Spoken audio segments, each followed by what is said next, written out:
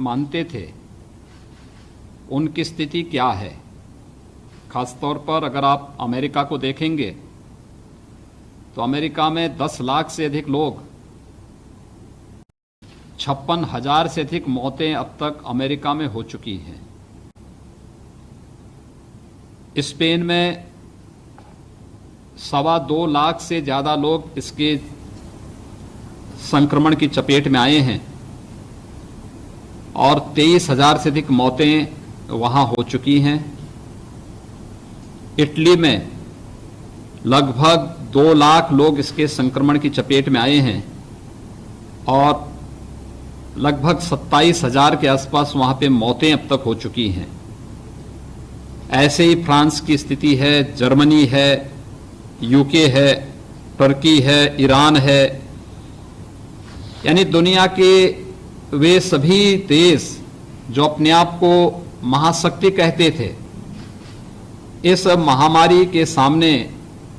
पूरी तरह किस प्रकार की मुद्रा में हैं ये हम सब जान सकते हैं। और उन स्थितियों में अगर हम भारत के अंदर 135 करोड़ की आबादी के बारे में जब सोचते हैं तो मैं सबसे पहले धन्यवाद दूंगा देश के यशस्वी प्रधानमंत्री आदरणीय नरेंद्र मोदी जी को, जिन्होंने समय रहते देश के 135 करोड़ आबादी के उत्तम स्वास्थ्य और बेहतर भविष्य के लिए समय से कदम उठाए और समय पर कदम उठाने का ही कार्रवाई थी। आपने देखा होगा देश में मार्च प्रथम सप्ताह में ही अलर्ट जारी हो गया था। इसके बाद होली के सभी कार्यक्रम स्थगित कर दिए गए थे। लगातार लोगों से उसी समय सतर्कता बरतने की अपीलें जारी होने लग गई थीं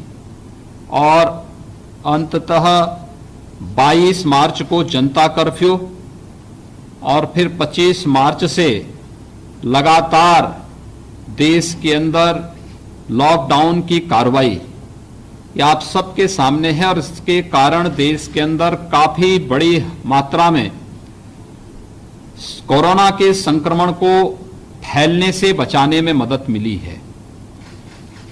हम सबको इस कार्रवाई के साथ देखना चाहिए कि समय से उठाए गए कदम का परिणाम है कि भारत उस संक्रमण से आने से बचा है जिसकी चपेट में दुनिया के तमाम बड़े देश आज हैं और जहां पे भारी पैमाने पर मौतें हुई हैं या हो रही हैं। इसलिए प्रत्येक भारतवासी का दायित्व बनता है कि ये लड़ाई, कोरोना के खिलाफ लड़ाई एक व्यक्ति की नहीं है, ये पूरे देश की लड़ाई है। और देश की लड़ाई आदरणीय प्रधानमंत्री जी के नेतृत्व में 135 करोड़ लोगों को हर एक उन संकीर्णताओं से ऊपर उठकर के इस लड़ाई को आगे बढ़ाने की कार्रवाई करनी चाहिए। और इसी दृष्टि से मैंने आवश्यक समझा कि जो आवश्यक कदम हो सकते थे उत्तर प्रदेश की दृष्टि से भी हम लोगों ने सभी कार्यक्रम उत्तर प्रदेश के अंदर भी लागू किए। खासतौर पर अगर मैं उत्तर प्रदेश की जब बात करता हूं तो हम लोगों ने भी मार्च प्रथम सप्ताह में अलर्ट घोषित कर दिया था पूरे प्रदेश में। और पूरे प्रदेश में अलर्ट घोषित होने के बाद हम लोगों ने होली मिलन के सभी कार्यक्रम स्थगित कर दिए थे, चाहे वह लखनऊ में आयोजित होने वाले किसी भी प्रकार के शासकीय समारोह हों या होली मिलन के कार्यक्रम हों या फिर गोरखपुर के या अन्य कार्यक्रमों में मुझे होली मिलन से जुड़े हुए या होलिका उत्सव से जुड़े हुए जिन कार्यक्रमों में सहभागी बनना पड़ता था, इस बार व्यापक जनहित में उन सभी कार्यक्रमों से मैंने अपने आप को अलग किया, जनता से अपील की और उसका परिणाम आज देखने को मिल रहा है। जब देश के अंदर बहुत सारे राज्यों में संक्रमण तेज फैला है, लेकिन उत्तर प्रदेश जो देश की सबसे बड़ी आबादी का प्रदेश है, यहाँ की 23 करोड़ जनता को काफी बड़े पैमाने पर संक्रमण से हम लोगों ने बचाने में सफलता प्राप्त की। लेकिन हमारे सामने चैलेंज बना हुआ था क्योंकि 25 से लॉकडाउन प्रारंभ हुआ। हमारे यहाँ 22 को जनता कर्फ्यू के साथ ही हम लोगों ने 16 जनपदों में 22 के बाद 23 मार्च से ही लॉकडाउन की कार्रवाई प्रारंभ कर दी थी और वे जनपद अभी भी लगातार लॉकडाउन के साथ जुड़े हुए हैं। और मैं मानता हूं तात्कालिक परेशानी लोगों को है, लेकिन हमें एक बेहतर और उत्तम स्वास्थ्य के लिए और एक बेहतर भविष्य के लिए हमारे लिए आवश्यक है कि आज की इस परेशानी को हम तात्कालिक दृष्टि से स्वीकारें और इसमें शासन प्रशासन के साथ सहभागी बनकर के इसमें अपना योगदान दें। और इसी कार्यक्रम को आगे बढ़ाने के लिए मेरे सामने जो सबसे बड़ा चैलेंज था कि लॉकडाउन की कार्रवाई प्रारंभ होने के तीसरे दिन ही बड़े पैमाने पर दिल्ली, हरियाणा और अन्य राज्यों से उत्तर प्रदेश के प्रवासी जो कामगार और श्रमिक थे, इनका वहां से पैदल ही चलना हो गया और वे पैदल ही जब उत्तर प्रदेश की ओर अपना रुख किए तो इन्हें इनके घरों तक पहुंचाने की कार्रवाई और सुरक्षित उनके गंतव्य तक पहुंचाने, उन्हें वहां पर इंस्टीट्यूशनल क्वारंटाइन में रखना और फिर उस क्वारंटाइन के माध्यम से उन्हें वहां पर सभी आवश्यक सुविधाएं उपलब्ध कराने की कार्रवाई करना, ये सभी कार्य हम लोगों को वहां पर करने थे। और पहले ही चरण में जो एक सबसे बड़ी परीक्षा हमारी थी कि लगभग 4 लाख लोग जो उस दौरान उत्तर प्रदेश में आए, इन सभी को हमने सुरक्षित इनके जनपद में, इनके गांव में, इन्हें हमने क्वारंटाइन में रखा, शेल्टर होम में रखा। वहां पर इनके लिए सुरक्षित आवास की व्यवस्था, भोजन आदि की व्यवस्था, दवा आदि की व्यवस्था की। और उसमें मुझे प्रसन्नता है कि लगभग 1.5 महीने के दौरान उत्तर प्रदेश में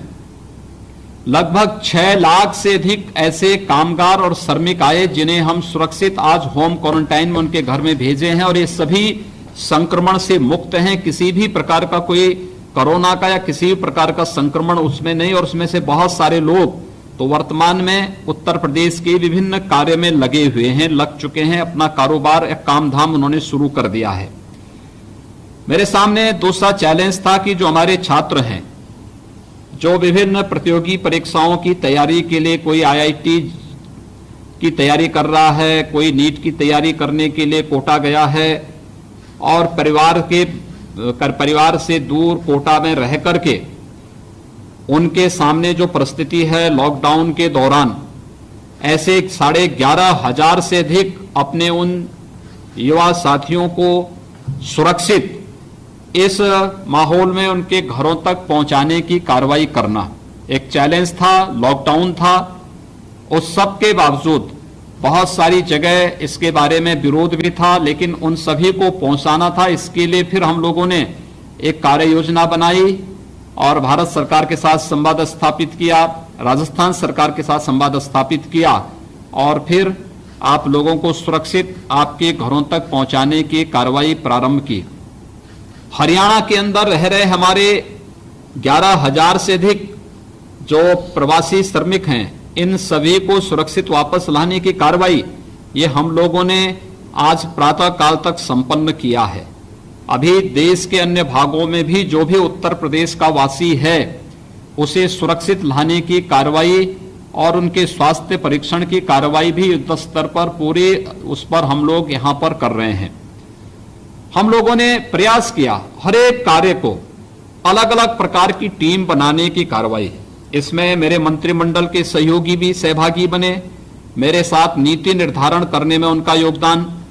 जो नीतियां हम शासन स्तर पर बनाते थे, प्रशासनिक मशीनरी के द्वारा उसको प्रभावी क्रियान्वयन हो सके, इसके लिए भी हम लोगों ने अलग अलग टीमें बनाई। सभी लोगों को अलग अलग जिम्मेदारी दी गई। प्रतिदिन मैं स्वयं इसका रिव्यू करता हूं, उनके साथ संवाद बनाता हूं, उनके साथ बैठकें करता हूं, उस पर कार्रवाई करवाता हूं, उसको तेजी के साथ आगे बढ़ाता हूं। ये सभी कार्य इसी स्तर पर आगे बढ़ते हुए दिखाई दिए और आज उसी का परिणाम है कि उत्तर प्रदेश को हम लोग काफी हद तक अभी तक तो बचाने में सफल हैं। आगे भी आप सबका सहयोग हम इस मामले में चाहते हैं और इसलिए चाहते हैं क्योंकि आपकी सुरक्षित वापसी एक सक्सेसफुल स्टोरी है हम लोगों के लिए, आपके परिवार के लिए, समाज के लिए कि कैसे व्यक्ति विपरीत परिस्थितियों में धैर्य अगर न खोएं और शासन प्रशासन के आवश्यक निर्देशों और गाइडलाइन का पालन करें तो सुरक्षित उसे वापस उसके गंतव्य तक पहुंचाने में मदद मिल सकती है। और मुझे लगता है कि आपके द्वारा इस समय जो शासन प्रशासन ने आपको आवश्यक निर्देश दिए हैं, अगर आप इसका पालन करते हैं तो मुझे लगता है कि ये हमारी एक बड़ी उपलब्धि होगी और 23 करोड़ जनता के लिए भी और देश की 135 करोड़ की आबादी के लिए भी ये हम लोगों का एक बेहतर पहल होगी। हम इस मामले में ये मान सकते हैं कि हमारा भी एक कंट्रीब्यूशन होगा कोरोना के संक्रमण को बचाने के लिए। जो मैंने आपसे कहा कि दुनिया के अंदर संक्रमण की स्थिति बहुत खतरनाक दौर में पहुंच चुकी है, भारत उससे बचा है और उत्तर प्रदेश उसमें और भी सुरक्षित अपने आप को अभी तक अनुभव कर रहा है। लेकिन आगे भी हमें सतर्क रहना होगा और उसी सतर्कता के लिए आज मैं आप सबसे बातचीत करने के लिए आया हूं कि मैं प्रत्यक्ष नहीं लेकिन इस हम लोग वीडियो जूम के माध्यम से आपके साथ एक संवाद बना सकें, इसके लिए आज मैं स्वयं भी यहां पर आपसे संवाद बनाने के लिए आया हूं कि वर्तमान में हमारे कुछ दायित्व हैं और उस दायित्व को ध्यान में रख करके देखिए, प्रधानमंत्री जी ने एक बात कही कि जान है तो जहान है। आज सबसे पहले स्वयं सुरक्षित रहते हुए और फिर अन्यों को सुरक्षित रहने की प्रेरणा देने के लिए हम लोग इसके बारे में उस जागरूकता के पाठ बन सकते हैं। आपका जो पाठ्यक्रम है, इस पाठ्यक्रम की दृष्टि से आप घर में बैठ करके इस पाठ्यक्रम को पूरा कर सकते हैं। हम लोगों ने ऑनलाइन पाठ्यक्रम की व्यवस्था को भी आगे बढ़ाने का कार्य किया है और आगे भी हम आपके बारे में सोच रहे हैं कि एक विस्तृत कार्य योजना इसके बारे में भी बनाई जाए कि उत्तर प्रदेश का हमारा युवा, उत्तर प्रदेश का हमारा छात्र अपनी प्रतियोगी परीक्षाओं को उत्तर प्रदेश के अंदर ही पूरा कर सकें। इस दृष्टि से अलग अलग जनपदों में कैसी कार्य योजना बननी चाहिए, इसके लिए भी यहां पर अलग अलग स्तर पर कार्य योजनाएं बनाई जा रही हैं, उसको बढ़ाया जा रहा है। हमने कल और आज में प्रयागराज में हमारे बहुत बड़ी संख्या में छात्र थे, लगभग 10,000 से अधिक छात्र थे जो उत्तर प्रदेश के अलग अलग जनपदों से जुड़े हुए थे। उन सभी लोगों को भी हम लोगों ने, वे भी पिछले कई महीनों से प्रयागराज में थे, उन्हें भी सुरक्षित उनके घरों तक पहुंचाने के लिए हम लोगों ने कार्रवाई की और आज सुरक्षित उनके घरों तक पहुंचाने की कार्रवाई हो रही। वे सभी भी किसी न किसी प्रतियोगी परीक्षाओं के लिए प्रयागराज में रह करके तैयारियां करते हैं, लेकिन उनकी भी सामने भी परेशानी थी और ये प्रश्न उठता था कि वे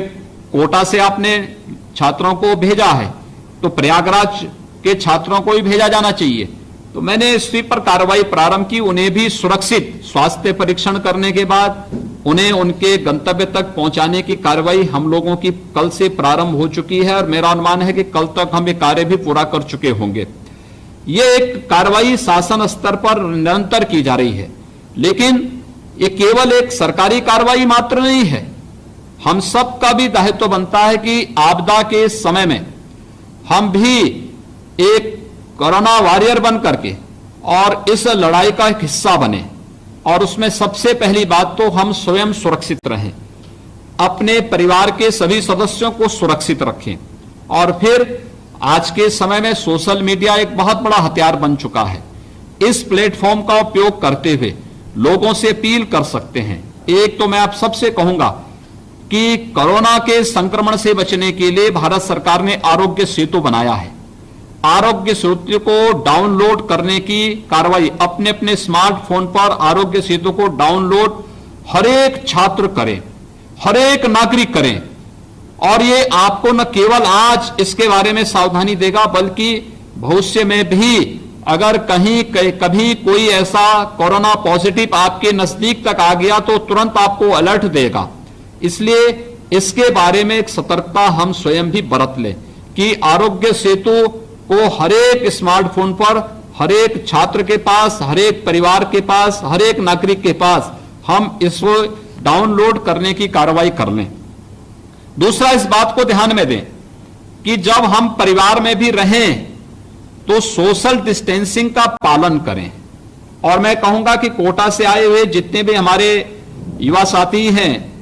ये कम से कम प्रयास करें कि कोटा से जब ये आए हैं तो उसके बाद 14 दिनों तक अलग एकांत में अलग रह सकें, जैसे आप होम क्वारंटाइन कह सकते हैं, तो अच्छा होगा उनके स्वास्थ्य के लिए भी, उनके परिवार के स्वास्थ्य के लिए भी।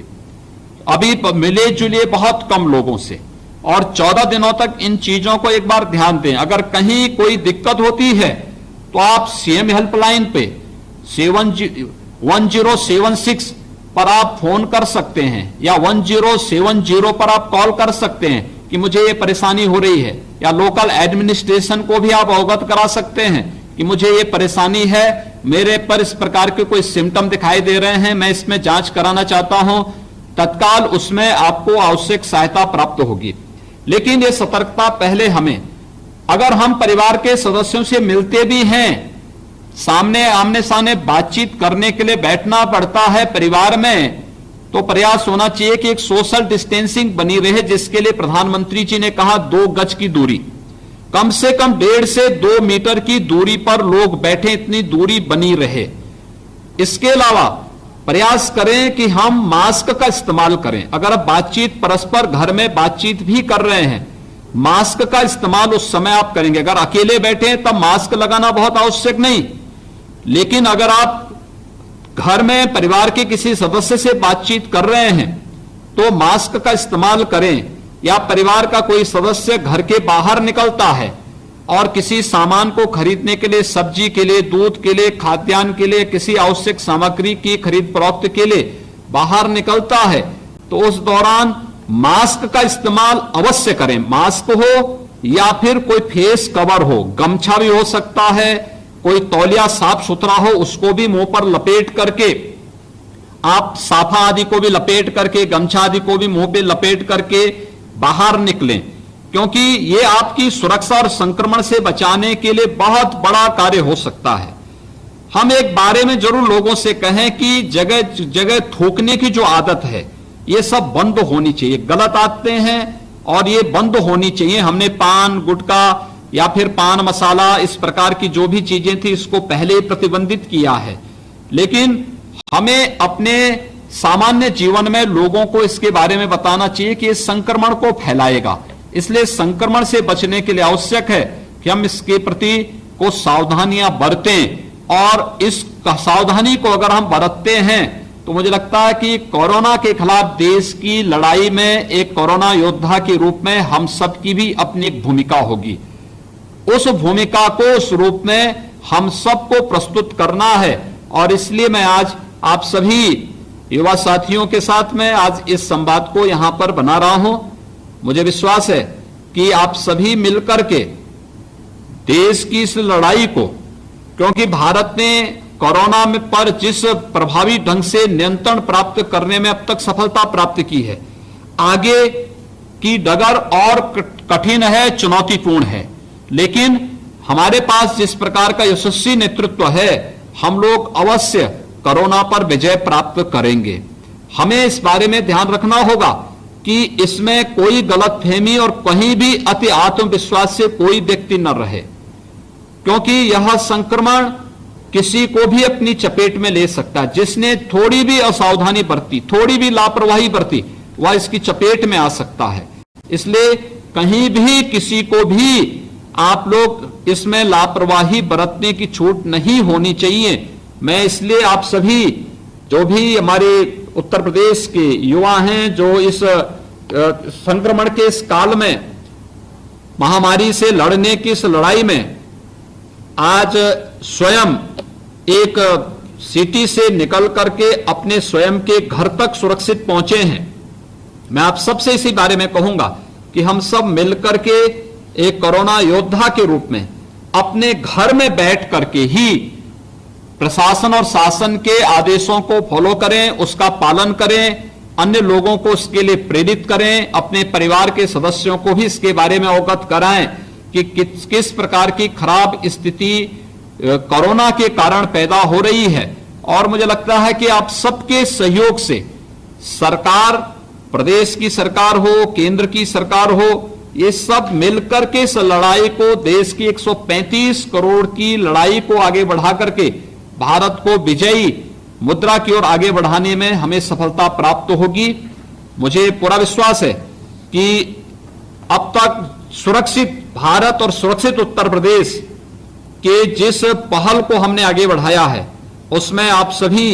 जो 11,000 से अधिक हमारे यूथ हैं, जो अभी कोटा से वापस आए हैं,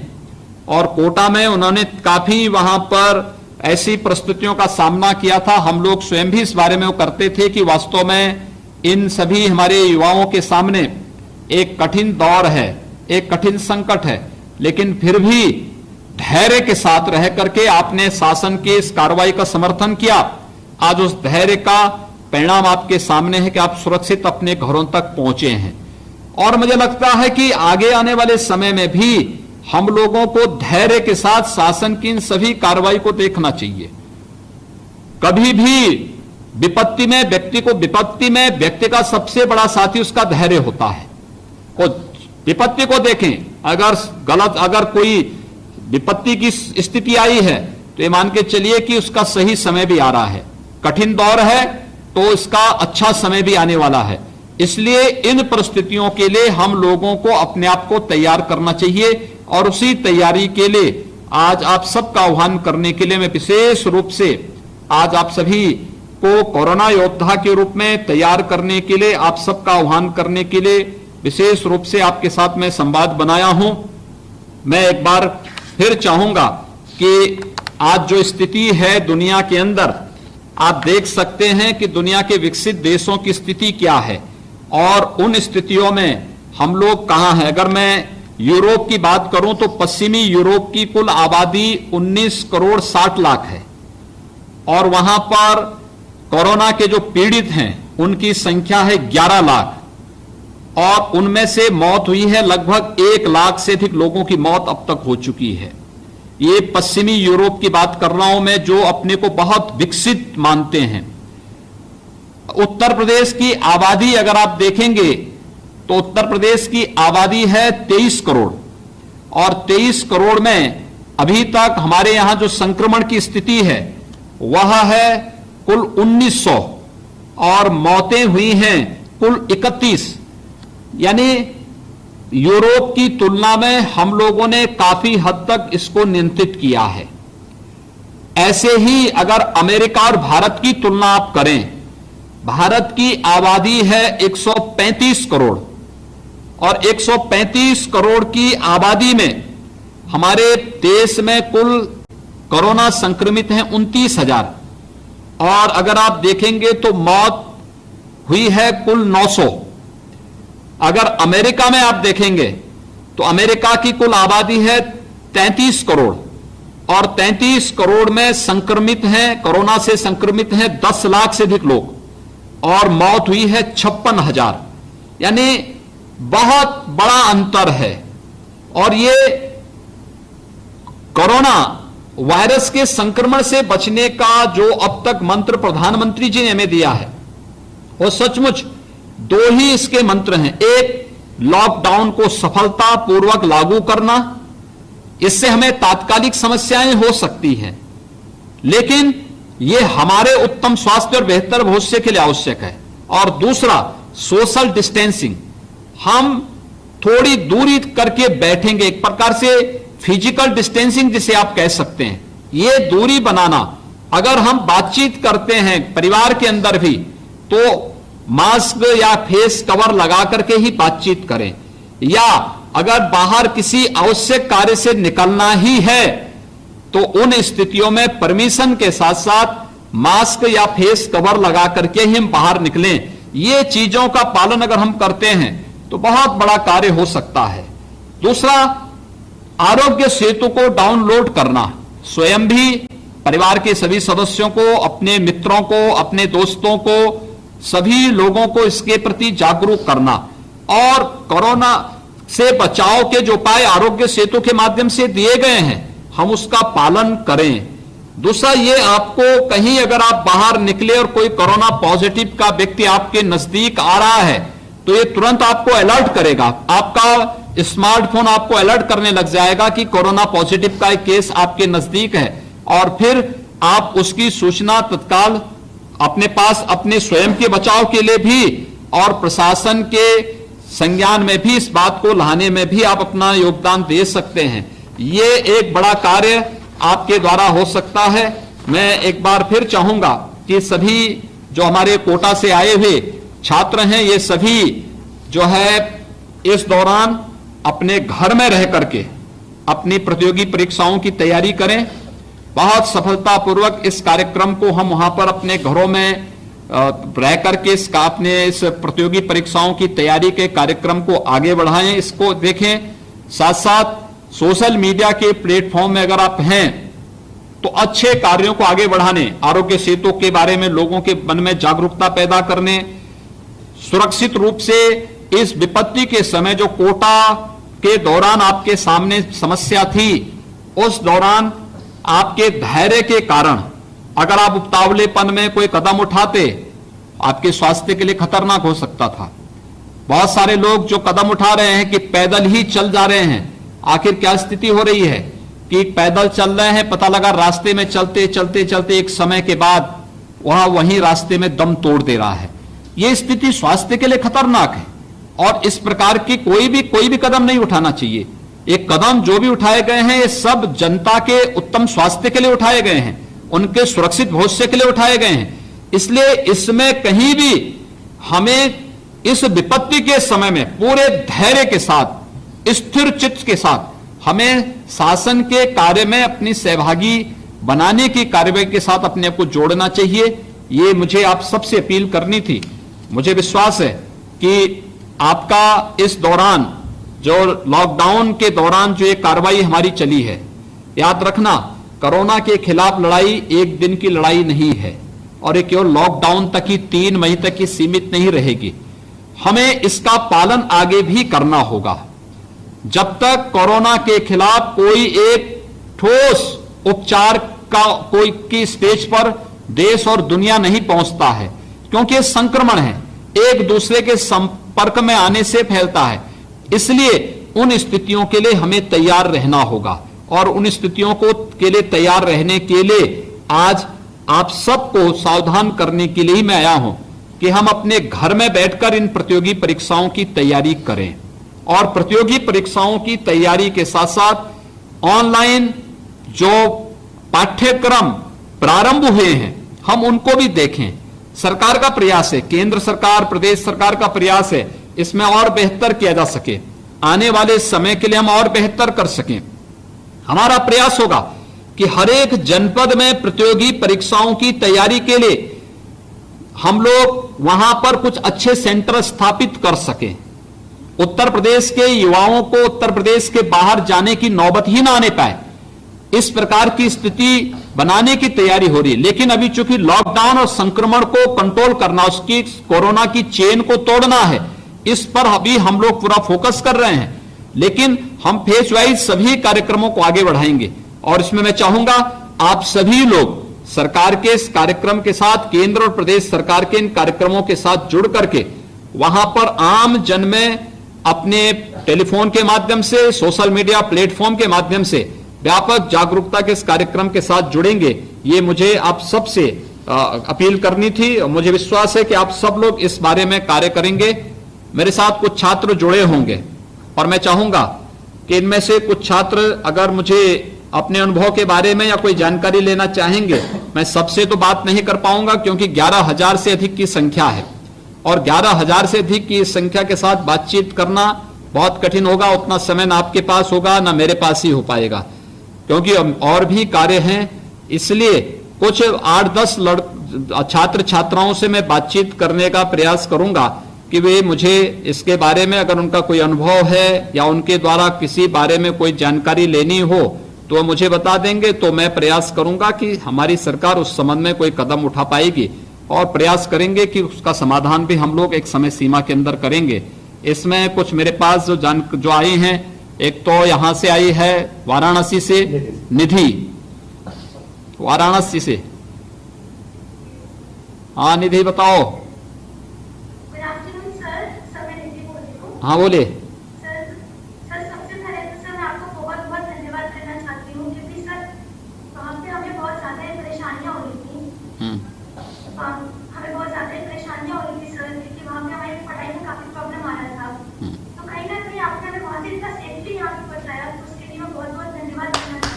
सर मेरा सवाल ये है हम्म। कि जैसे कि आज हम देखते हैं कि आज से हाँ बताएं, आज भी सर कई लोग बोलिए बोलिए। हाँ तो सर मेरा सवाल ये है कि जैसे हम आज देख रहे हैं कि आज भी कई लोग ऐसे बड़ी महामारी होने के साथ भी वो इतने सारे ऐसे सिली मिस्टेक्स कर रहे हैं। तो मैं एज मेडिकल एस्पायरेंट और एज सिटीजन ऑफ इंडिया हम इस महामारी से क्या सीखनी चाहिए, क्योंकि भविष्य में जब ये महामारी खत्म होगी तब भी हमें अपने रोजमर्रा लाइफ में कुछ ना कुछ चीजें सीखनी होंगी इससे, कुछ ना कुछ चीजें समझना होगा ताकि हम अपने आगे भी इससे बच सकें या हमेशा अपनी जिंदगी में कोई एक ऐसे स्टेप अपनाएं कि हम हमेशा सेफ रहें। तो ऐसे कौन से स्टेप में कि हम भी भविष्य में भी एक वॉरियर बन सके, जैसे हम आज भी वॉरियर हैं लेकिन आने वाले भविष्य में भी हम हमेशा एक वॉरियर ऐसे रहें कि कभी हमें इस महामारी का सामना दोबारा करना ही नहीं। देखिए आपने बहुत अच्छी बात कही है, और देखिए आप सबकी सुरक्षा हम सबका हमारा दायित्व है, और इसलिए हम लोगों ने ये कदम उठाया। मैं मानता था कि हमारे इस कदम से और कुछ बहुत सारे लोगों को थोड़ा उसमें आपत्तियां थी लोगों ने, लेकिन अपने प्रदेश के युवाओं के हित में, प्रतियोगी छात्रों के हित में हमें ये रिस्क लेना पड़ा। लेकिन जो बात आपने कही है, देखिए इसमें हम लोग इसी बात को कह रहे हैं कि आज ये कोरोना वायरस का जो संक्रमण है ये तात्कालिक रूप से भी समाप्त होने वाला नहीं, इसके चेन को हमें तोड़ना पड़ेगा। और इसके लिए अलग अलग स्तर पर सरकार के स्तर पर इस प्रकार के शोध को बढ़ावा देने की कार्रवाई हो रही है कि हम वैक्सीन बना लें, इसको रोक सकें। लेकिन उस सब के बावजूद भी हम इस बात को देखे हैं कि इम्यूनिटी सिस्टम जिसका अच्छा है, खासतौर पर भारत में इसका संक्रमण अभी कम भी इसलिए है, एक तो समय पे सरकार की कार्रवाई, दूसरा प्रकृति के साथ हमारे पूर्वजों ने जो तारतम्य स्थापित किया है,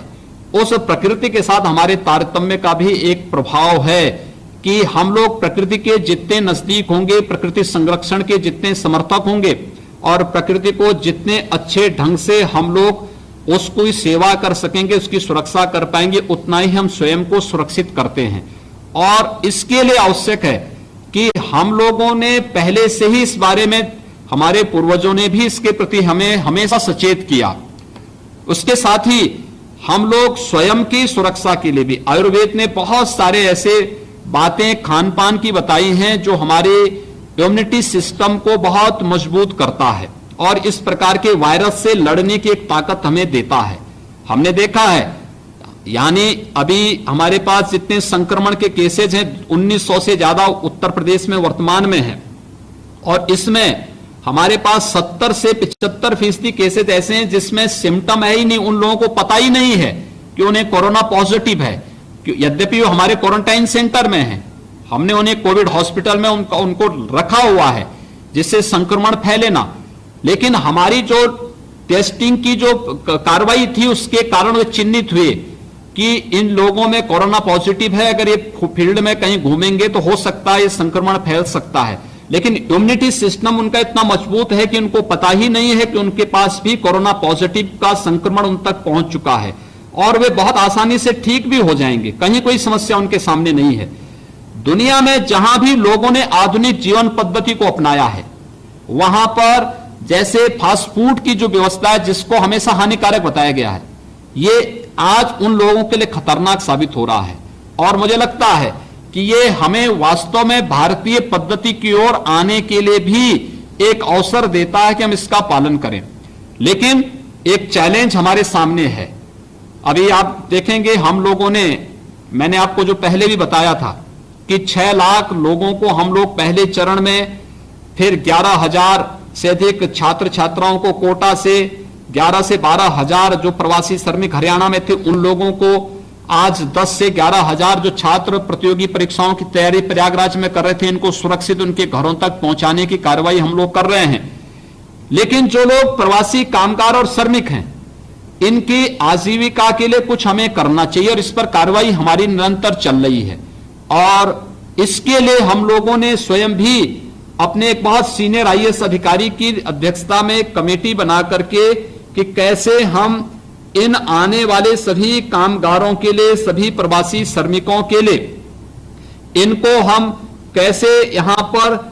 इनके हाथों को कार्य दे सकें, इस पर सरकार कार्य कर रही है और मुझे प्रसन्नता है कि बहुत तेजी के साथ इस कार्य को भी हम लोगों ने लागू कर दिया है। किसी को हम अपने एमएसएमई जो हमारे छोटे छोटे उद्यम हैं उसमें हम इनको कहीं लगा रहे हैं, वहीं पर उनके काम धंधों को आगे बढ़ाने की कार्रवाई को कर रहे हैं। कहीं पर हम लोगों ने मनरेगा के कार्यों के साथ इनको जोड़ा है, कहीं पर महिला स्वयंसेवी समूह के माध्यम से मास्क बनाने का कार्य है, अचार बनाने का कार्य है, धूप और अगरबत्ती बनाने का कार्य है, इत्र बनाने का कार्य है। इन सभी कार्यों को आगे बढ़ाने, कहीं दुग्ध समितियों को पुनर्जीवित करते हुए उनके माध्यम से लोगों को उनकी आजीविका के साथ जोड़ने की कार्रवाई प्रारंभ की है। इसके साथ ही हम लोग एक बार इसकी चेन को तोड़ने में सफल होंगे तो चेन को टूटने के साथ ही हम लोग रेड जोन, ऑरेंज जोन और ग्रीन जोन के रूप में हम पूरे प्रदेश के अलग अलग क्षेत्रों को हम तय कर लेंगे और फिर रेड जोन को छोड़कर के शेष येलो जोन में किन लोगों को हम कितनी छूट देंगे, ग्रीन जोन में कितनी छूट देंगे, इस कार्य को हम आगे बढ़ाएंगे। आज हमारी पहली प्राथमिकता होनी चाहिए कि किसी भी प्रकार से ये संक्रमण कम्युनिटी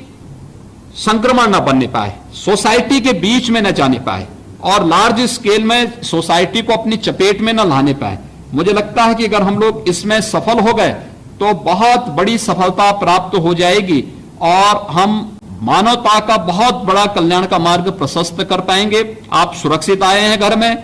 अपने परिवार के सदस्यों के साथ में आप सुरक्षित हैं, अपनी प्रतियोगी परीक्षाओं की तैयारी करें, ये हमारी शुभकामनाएं हैं और विश्वास करूंगा कि आप अपने माता पिता के उन सभी सपनों को साकार करेंगे।